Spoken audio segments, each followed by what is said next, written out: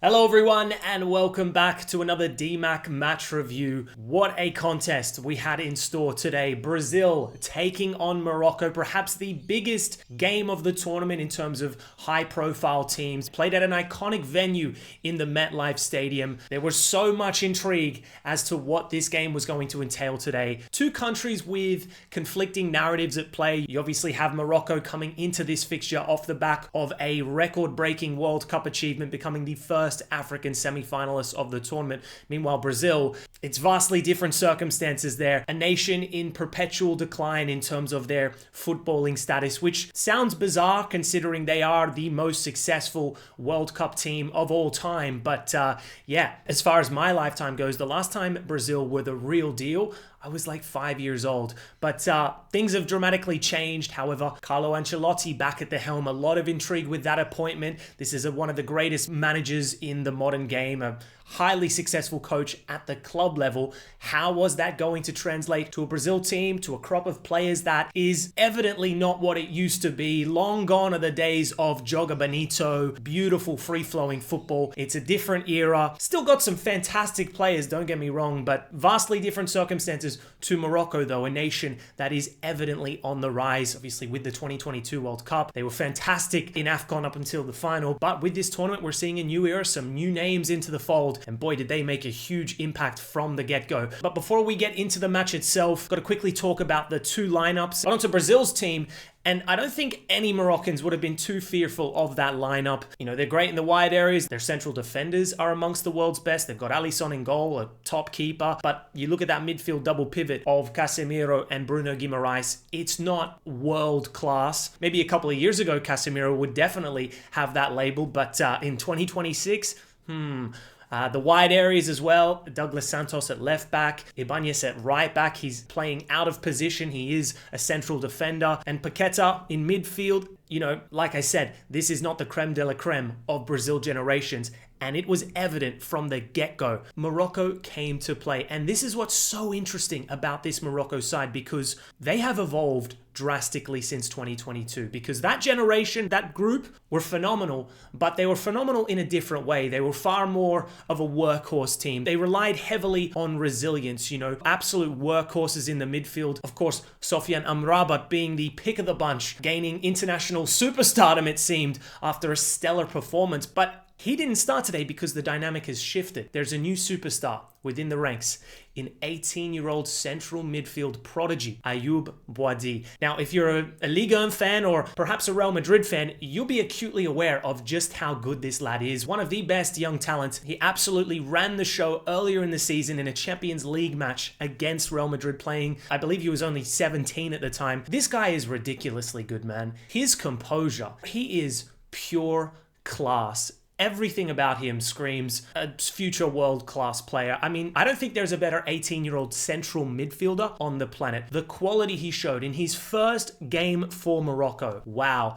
An absolute coup pickup from the Moroccan Federation, because, you know, this guy was expected to be amongst the ranks within the French national team equation, but Morocco were able to secure his services. And wow, yeah, it looks like they got a superstar in midfield for the next 10 to 15 years. I was thoroughly impressed with that midfield in general. El Ainaoui was fantastic. This guy's been cooking at Roma, and obviously Unahi, who gave a great account of himself in 2022. He hasn't really kicked on at the club level, but when he wears a Morocco jersey, this guy, he is a baller. The backline has also refined with Riyad and Diop, both delivering outstanding performances. And in the wide areas, Mazraoui, Hakimi, very reliable with Bunu in behind. But yeah, the defense was fairly similar. The midfield had changed significantly, but that forward line, oof, it's got a new element. When I saw the initial lineup, I was a little confused that perhaps they didn't have an out-and-out number 9. How was that going to impact their approach to this game? But I was wrong, because Saibari as a 9, wow, this guy was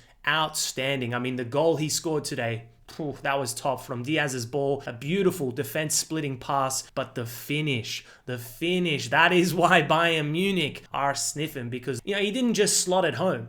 He delicately dinked the keeper. Exquisite technique. To pull something like that off, you got to have something about you. I know he's been tearing up in the Eredivisie, but how does that translate to the big stage? Well, it's clear he's ready for the big leagues, and a phenomenal performance. Yeah, I really liked the way that final third was set up with Diaz on the right and El Khanous on the left. Both very technical players. Maybe a bit more pace could make them even stronger, but tell you what, if I'm a Morocco fan, I would be very excited off the back of this game. The first half in particular, they ran Brazil ragged. It was men against boys. Could you imagine 4 years ago hearing that Morocco would take on Brazil in 2026 and technically there would be levels? I think that is the biggest compliment I can give to this Morocco team. That midfield and attack, the fullbacks, technically all outstanding players. The way I see it, I don't think we've ever seen a more technically gifted African team. I mean, it's no secret that Morocco is going all out in terms of their youth infrastructure, their investment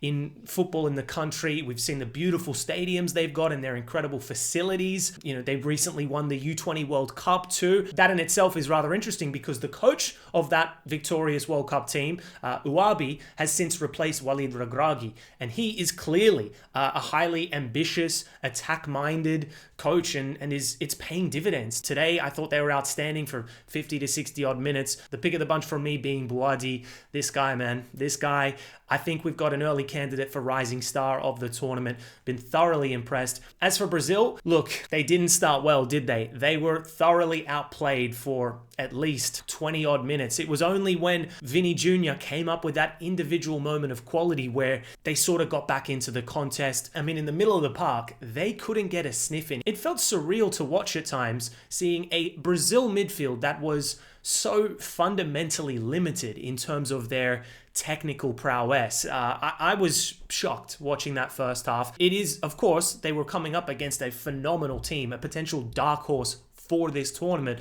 but obviously, there are serious concerns. Bruno Guimaraes, Casemiro, I don't think he's going to be back into the starting 11 anytime soon. You know, it reminded me of watching Casemiro in 2024, the period where the football supposedly left him. He looked absolutely off the pace today. Just an abysmal first half display from the, 34, 35-year-old, which was why he was hooked at halftime alongside, I believe it was Ibanez at right back. Again, not ideal that you have a central defender playing at right back, so Danilo came in. The fact that he's coming into the team should be a cause for concern because this guy's kind of washed, but I certainly think he did a better job than Ibanez. And the fullbacks, it's not great for Brazil. Obviously, Douglas Santos at left back, he's doing his thing in Zenit, but like, you think of the pedigree of Brazil historically with their left backs, Marcelo, Roberto Carlos, like, it is a fall from grace in the fullback department. But in saying that, I don't think a team's success at a World Cup is solely dependent on the fullbacks. You look at Argentina's World Cup winning fullbacks, and they weren't exactly superstars. Definitely an upgrade to Brazil's in 2026. But the point I'm trying to make here is that this isn't the most crucial area of the pitch where you need quality. But central midfield, that's a problem. Fabinho came in and he definitely improved the situation, but I just think there are so many concerning aspects to this Brazil team. I thought Rafinha also had a really poor first half, but definitely redeemed himself in the second half. As the game became a bit more stretched, he grew in influence. Igor Thiago will be very disappointed with his display. He didn't get much to work with, but the one moment he got some good service from Vini Jr., he missed a clear opportunity. So he'll be ruining that missed chance. I know a lot of people will be quick to slander him. It's a very common theme at a major tournament. You have one bad game in the spotlight and, you know, you're getting crucified left, right, and center. Jonathan David yesterday, this guy has been slandered as if he's the worst footballer of all time. But back to Brazil. It was interesting as well to see that Igor Thiago was substituted for Cunha. I was a little disappointed. I was a little gutted, to be honest. I really wanted to see Endrick be given an opportunity, but it doesn't appear that he's since earned the trust of Don Carlo. A like-for-like situation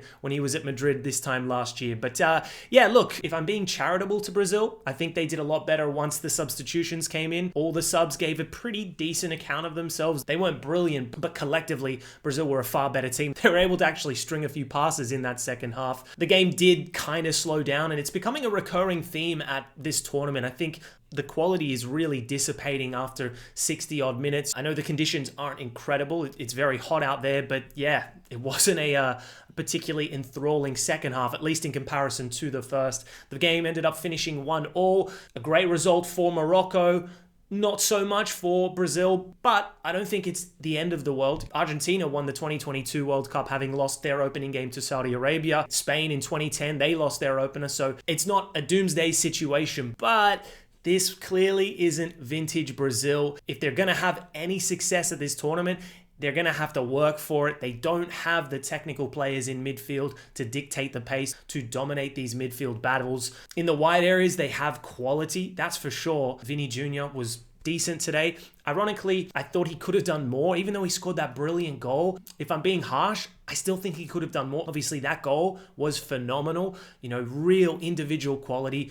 That's what they need, but I still think he could have had more influence. He needs to take the game by the scruff of his neck more often. He's coming up against Hakimi, to be fair, arguably the best fullback in the world right now. So maybe that's something to think about. Although, I don't know about this Brazil team, just quietly. I'm not fully convinced. I don't think many people had them having a deep run, but off the back of that game, I just don't see this team causing huge problems for some of those bigger countries like Morocco. As for Morocco, wow. I think the sky is the limit with this team. Ultimately, they are a stronger team than they were 4 years prior. Now, that isn't necessarily a good thing because pragmatism can often be rewarded in international tournaments. But if I'm a Morocco fan, I'm absolutely buzzing with this result. This shows that, hey, we can go toe-to-toe with Brazil and play them off the park. We can take it to anyone. I think there's every possibility they top this group, unless Scott McTominay has something to say about it. But yeah, let me know what you guys thought about this game. I'm curious as to your thoughts. I mean, I've just watched this game and then I've just gone straight to the camera, so it's just a lot of raw thoughts coming in all at once. We've got another game later on today with Australia taking on Turkey in their tournament opener. Buzzing for that one, but also incredibly nervous. But anyways, guys, thanks for tuning into this match review, match reaction. We've got plenty more to come. This is only day three of 40, so thanks for watching, and I'll see you later with match reaction 2. Cool, see you then.